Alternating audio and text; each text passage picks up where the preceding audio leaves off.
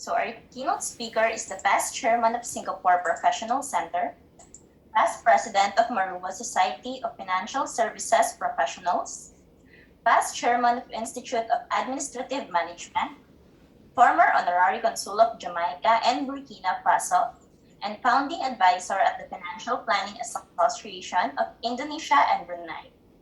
He is a chartered financial consultant, certified financial planner, and a senior fellow of the Royal Institute of Management, Singapore. So, ladies and gentlemen, let us all welcome Mr. Leong Sze Hian. Thank you. Good afternoon, everyone. The theme for today's conference is about success stories. My topic today is sometimes failing may be better than succeeding. Like all stories, let me start from the very beginning. When I was a young boy, as a young man, I was often described as not a very good student. Many would say I am just a mediocre student. Let me give you some numbers. For my A levels, I took 4 A level subjects and I failed 2 of them. And my grades for the 2 of the 4 that I passed was a B and an E. And of the 2 that I failed, fortunately I did not get F9, which is the lowest grade. I had S8. So the 2 that I failed were recorded as subsidiary passes, meaning an O-level pass.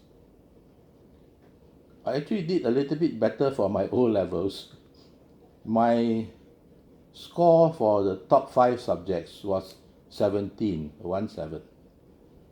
And actually, my score at 17 was not good enough for me to have entered the school where I did my secondary 1 to secondary 4. But because I originated from the same school, they allowed me to continue for my pre-university 1 or 2, even though I had a lousy score of 17. So, why do I say that sometimes failing may be better than succeeding? I discovered that my regular failures in my studies could be turned into an advantage. I'm going to tell you what happened. You see, I realized that my passing rate for examinations was around 70%. In other words, every 10 examinations I take 10 subjects, I would pass like 7 and I would fail 3. And so, since I could not be like many of my friends, or particularly all my friends, were doing better than me in their studies, I had to find a way to turn my so-called failings into advantage. So what do I do? Simple, right? If I don't have quality, so I focus on quantity. So I took, pardon my language, a hell of a lot of examinations. By the time I was 40 years old, I had completed 3 masters, 2 bachelor's degrees, and 13 professional qualifications. I don't think I've ever met anyone who have taken so many examinations as I did. And I can tell you some funny anecdotes about taking examinations. Now you take a British professional qualification and they say, okay, in the final part, for the electives, you have to choose 8 subjects, all right? And there are a total of 16. And so you choose 8 out of 16 to complete your final part for that professional qualification. Now, most, if not all, the students or candidates would just choose 8 electives and take 8 exams. But for me, no. Since my failure rate is 70%, I would take 12 electives. I failed 4 and I passed 8, so I still pass like everybody else. So to me, taking an exam was like having breakfast or going for lunch. I think the problem, not just in studies, but in real life, at work, in relationships, and what have you, it's a mindset issue. I have friends who are afraid to take a course, take an examination, study something because they're afraid of failing. I don't, so it's not a problem for me, right? And let me give you another funny anecdote. There was one exam, I only passed on my fifth attempt. So it was a 3 hour paper. So the first time I took 3 hours. My second attempt, I took like 2.5. Third attempt, 2 hours. In my fifth attempt, I left the examination hall after 1.5 hours. Oh, half the 3 hour allotted time. And the invigilator said to me, "Oh, Leong, was it really that difficult?" I said, "No, it was too easy. This is my fifth attempt."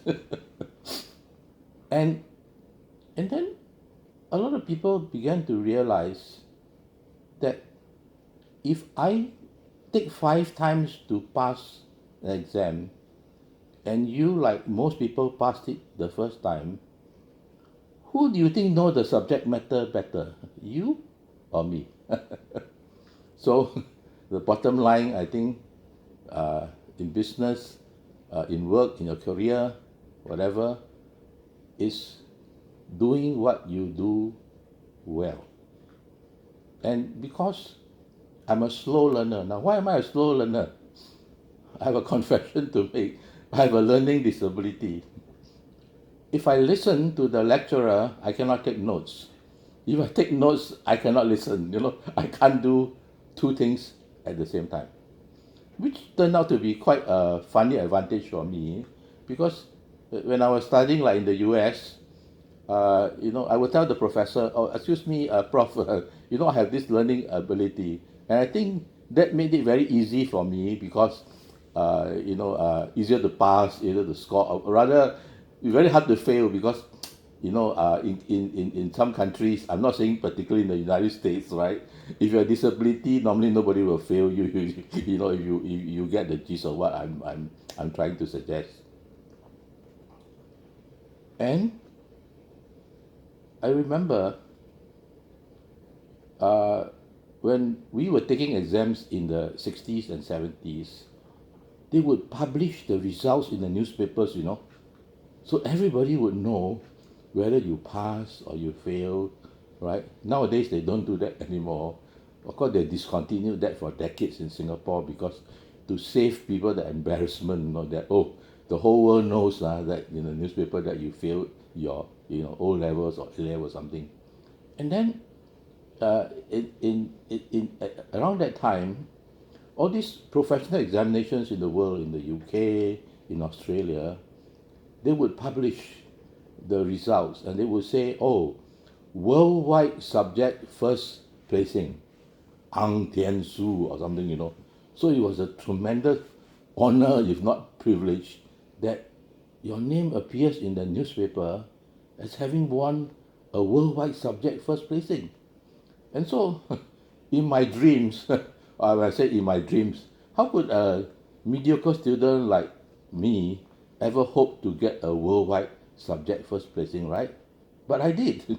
And here's how it happened. Since I'm not a very good student, I had to find a different way of getting to where I want to go, which in this case is to get a worldwide subject first placing. I checked that they actually publish statistics on how many candidates there are for each examination that is held.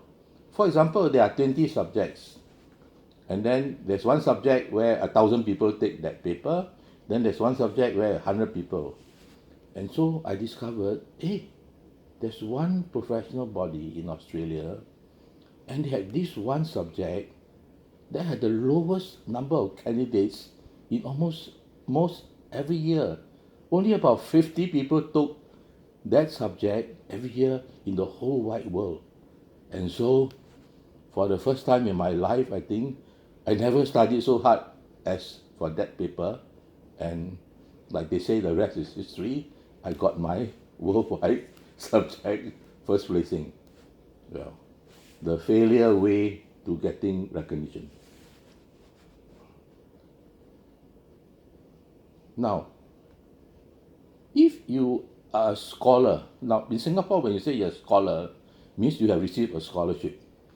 And if you have received a scholarship, then they said your life is smooth sailing, because whether you apply for a job, you're trying to find a girlfriend or whatever, right? If you're a scholar, right, you got it made, your life is made. And so I also had this dream, Actually, I must say I'm a very stupid person, because if you are so poor in studies, how can you ever dream of getting a worldwide subject first placing or dream of getting a scholarship? But I did get one. And I'll tell you the story of how it happened. Well, how are scholarships awarded? Typically based on academic achievement, which is something that I could never do, right? But there were scholarships that were awarded based on what the profile of the person is. For example, in Singapore, if you are Hainanese, you belong to the Chinese Hainanese Association, and they give out a scholarship every year, say for a bachelor's degree. So you must be Hainanese, you must be of that age to go to university that year, and then you apply and then you get it, right? So I then realized, hey, it's a game of numbers, right? I think need to find a scholarship that can apply where there are so few people who will meet the requirements, the criteria in order to apply for it. So I found one in Australia. There was a professional body, and they had only about, they had a lot of, there are thousands of members in Australia, but they only had like 200 over members in Singapore. And there was a university in Australia that was giving out a bachelor's degree scholarship, one for an Australian and one for an overseas member. And so I applied. Now, it's probably the easiest, if you count by probability or chance, probably the easiest scholarship to get. Because if there are 200 over members in Singapore, right, how many would apply for that scholarship in that particular year, right? As it so happened, I was the only applicant, and so I became a scholar. Okay, so much for studies. Let's move on to another perspective of sometimes failing may be better than succeeding. Every Sunday in the newspapers in Singapore, they will run a full page story, just like what we are doing at this conference today, a full page story of a success story of a person. And one year, this was in 1983, by the way, they asked me if they could interview me for that special Sunday full page story of a success story. And so I said, sure. But I was, until today, I believe, the first, only, and last person to be interviewed in that live section, full page story, where the entire story had nothing to do with success. It was all about my failings in life. My failings in school, my failings in business, my failings in investing, my failings in relationships. And guess what? It became a sensation, I'm on record as the only person ever to have been given his own money radio show weekly for 3 years plus. And there's a little story to that is connected to failing may be better than succeeding. You see, all these money radio shows, until I became the host one time, they always talk about, what's the best thing to invest in? What should you buy? How do you make money? How do you plan your career? Blah, blah, blah, So I ran my show totally 180-degree reverse. My show was focused on if you are dead broke and cash strapped, this is the money show for you. So if someone calls and says, and someone did call and say, oh, Mr. Leong, I have $1 million. Can you help me and tell me how to invest? And my answer would be, well, if $1 million, there are lots of people better than me who can help you to do the investing, but I can't help you because I'm going to help you with your cash trap and dead broke. In other money radio shows, before I became the host, the guests, sometimes you get an occasional celebrity guest. The guest would be some very successful investor, a very successful business person, right? In my shows, no. The guest would be someone who owes money everywhere and being chased by loan sharks. Someone who is divorced and the husband is not paying maintenance and she can't feed the family. Someone who has been struggling with a credit card debt for the last 10 or 15 years. But guess what? It became the most popular money radio show ever.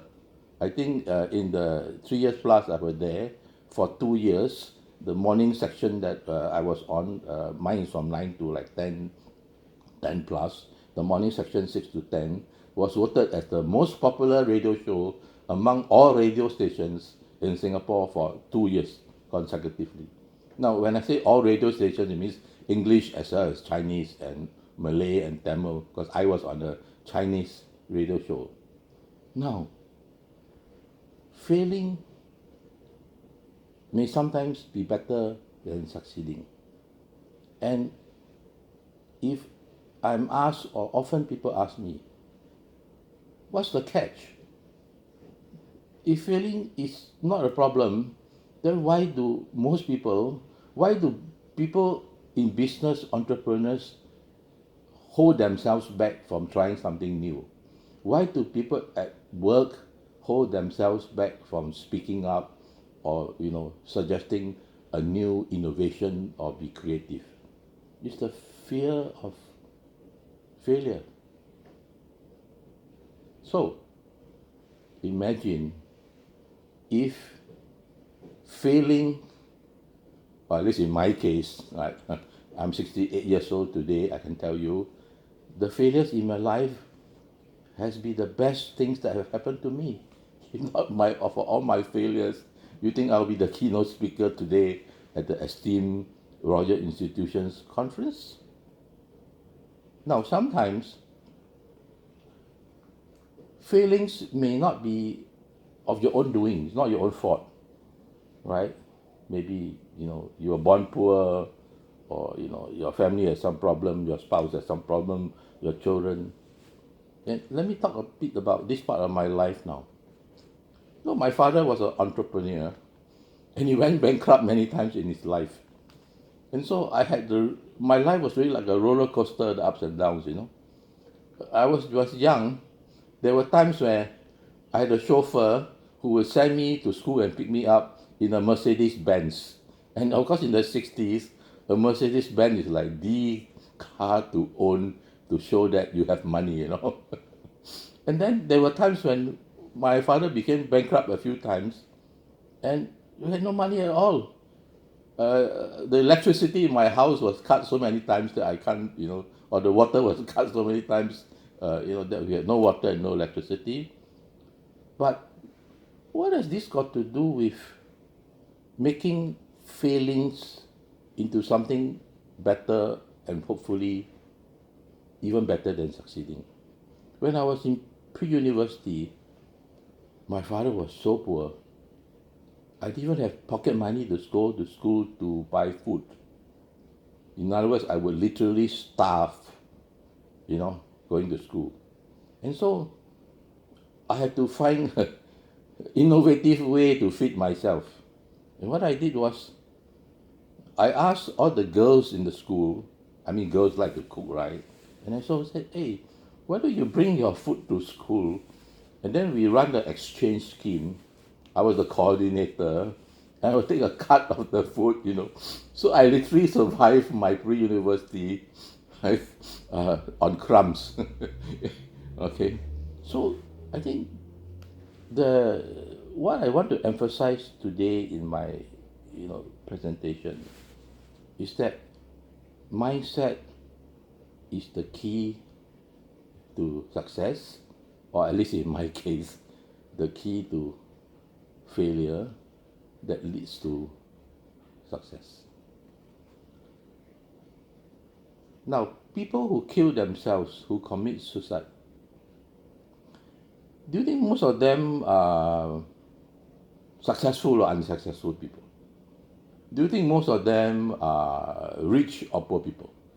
But I can tell you from anecdotal evidence, most of the people who kill themselves are people who were rich, was once upon a time rich, or was once upon a time successful. You hardly get people who are failures all their life like me killing themselves. Why? Because, you see, if a person is successful all his life, he's never failed an exam, he's done well in everything, in work, in business, and when he encounters his first failure, it hits him like a whammy, and a lot of people can't take it, and so they jump. But if you have been struggling all your life and you're failing all your life, it's part and parcel of your life. Why would anyone want to jump? I remember one time on my radio show, someone asked me a question about failing in love. And so I said this little joke to all my listeners. How do you know that the person really loves you? No way, right? Oh, well, there's one way, right? If you are poor, you're unsuccessful, right? Whoever loves you has to love you because you have nothing else for the person to love, right? But if you rich, you got a lot of money, you're very successful, or you're a scholar, you never know. The person could be loving you not just because you are you, but for something else. But it's just a little joke. Huh? Okay. I'm going to end by addressing the theme, or the last few words of the theme today, of success stories during COVID-19. In December 2018, I became history. I became the first person in the history of the world to be sued for defamation for sharing on Facebook a news report from a news website without any comment. So I made history. And after a 2.5-year legal battle, the court ruled against me, and I had to pay $262,000. How many pesos is that? $262,000 in damages, legal costs, and disbursements. But it was a Pyrrhic victory because although I lost the case, the people of Singapore crowdfunded not just the $262,000 for me, but a grand total of more than $700,000 to pay for damages and costs for myself and 2 other bloggers. You see, in Singapore's history, I don't know about the Philippines, but in Singapore's history, politicians have been suing people for decades for defamation. Every major news wire in the world has been sued. Wall Street Journal, Economist, Far East, they've all been sued, right? And politicians have been sued. I and the other 2 bloggers happen to be the newbies on the block, so to speak, because we are the bloggers who are being sued in recent years. And it's unprecedented. For the first time in the history of Singapore, the people, in a sense, rose up and paid, and I say again, more than $700,000. So, I think this is the last time any politician will sue an ordinary citizen for defamation anymore. And it's not just Singapore, because the human rights activists in like ASEAN are we looking at this case and say, well, the next time some politician in some ASEAN country, sues ordinary citizens for defamation to curtail freedom of expression or something, of course, damages in other ASEAN countries are not like Singapore. They're not like $200,000, right? It's typically like $20,000. Then there will be a campaign in ASEAN, if not a global campaign, to get 1,000 people to give $20 each, and put the politician to shame. And this problem, of politicians suing people for defamation, hopefully will go away forever. And with that, I thank you for your attention. Thank you.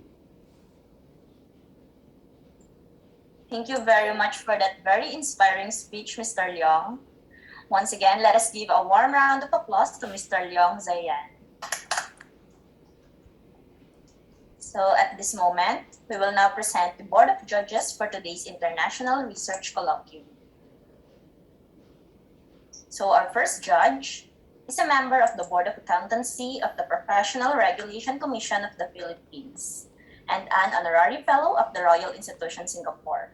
Please welcome Dr. Fellow Professor CPA Dr. Gloria T. Baisa. Good afternoon. Hello, ma'am. Our next judge is a special lecturer at the Polytechnic University of the Philippines and an international visiting professorial fellow of the Royal Institution Singapore.